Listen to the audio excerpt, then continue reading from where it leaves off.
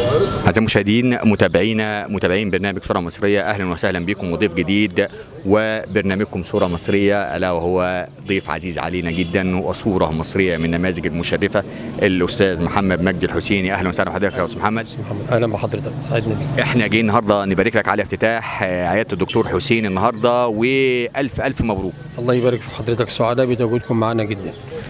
كلمنا بقى استاذ محمد عن تربيتك للدكتور حسيني والمراحل التربيه للدكتور حسيني، وازاي على ما وصل كده دكتور وشفته. هل كان في حاجه خاصه؟ هل كان في معامله خاصه؟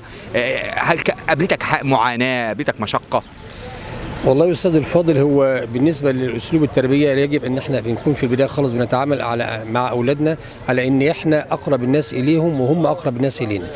ليس لدينا من البشر كلهم من يستحق حسن المعامله والنصح والاخلاص في النصح مثل اولادنا. اولادنا لازم ان احنا الحسيني مثلا على سبيل المثال هو الكبير لاخواته، لم انهره يوما عن اي عمل، ما فيش مره قلت له انت ليه عملت كده، ومجرد انه كان بيرى في عين عدم الرضا لاي عمل عمله، فكان بيشعر بان ده امر بالنسبه لي مش مقبول، فعلى الفور كان بيتحول الى الامر الذي يرضيني. المعامله بينه وبينه عباره عن علاقه صديق بصديقه او اخ باخيه، مع طبعا الامور الافتراضيه كوالد بالنسبه له وكابن بالنسبه لي. النهارده احنا شايفين محبه الناس والاقبال الكبير اللي جايين، الناس جايين يباركوا لك النهارده والمنطقه بتاعتك. سبب الحب هل سبب الحب ده عشان حضرتك مدرس ولا عشان حضرتك شيخ؟ كلمنا. والله يا استاذ الفاضل، يعلم الله ان احنا يعني ما نبغيه هو دايما حب الناس. حتى لما بنتكلم مع اي حد دايما ندعو الناس الى ان الناس تحب بعضها. ليس هناك في الدنيا ما يستحق الى التباغض ولا الى التنافر ولا التناحر، فده مبدأني في الحياه. حتى يعني ممكن لو في بينك وبين اي حد خصام بتتعامل معاه زي ربنا ما قال بالحسنى، وربنا سبحانه وتعالى هيجيبه لك تاني بالمعامله الطيبه. سبب وجود الناس الموجوده معانا النهارده هو ان احنا دايما بنتعامل مع الناس، كل الناس دايما افضل في نظرنا في معاملتنا معاهم.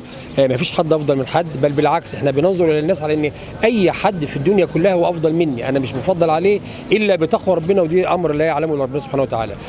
اما يعني ممكن يكون مثلا هو المعرفه الكثيره للناس على اساس ان احنا يعني من الوالد الله يرحمه كان داعيه اسلامي كبير، واحنا طبعا بنمشي على اثره، والشباب طبعا بيعرفني كمدرس للغه الفرنسيه. اما الحسيني فهو له اصحابه ولي الشباب بتوعه اللي هم على مثل وتيرتي من الخلق والادب والاحترام. اللي انت حضرتك محفظت الحسيني محفظه القران. الحسيني وجميع اخواته يحفظون القران، وانا محفظهم على يدي بفضل رب سبحانه وتعالى. هو ده طبعا توفيق ربنا، لا هي شطاره ولا هي مهاره، والله ما هذا الا فضل من ربنا علينا. احنا ما بنعملش اي شيء غير ان احنا بنمشي على الطريق اللي ربنا بيرسمه لنا وناخد بالاسباب. احنا سعداء جدا بوجودنا معاك، وسعداء جدا بالدكتور حسيني وثمرة تربيتك، ان تعبك وتربيتك. يعني اعتقد ان القرآن، اهل القرآن ربنا بيميزهم هم خاصة، يعني في تمييز كده لاهل القرآن. والحسيني زي ما شفناه وشفنا حضرتك دلوقتي ومحبة الناس ده شفناها فعلا على ارض الطبيعة وارض الواقع النهارده. تمام. هو الحسيني بيخلف في امامة الصلاة، بيصلي بالناس بدل احيانا صلاة القيام. الحسيني بيخطب.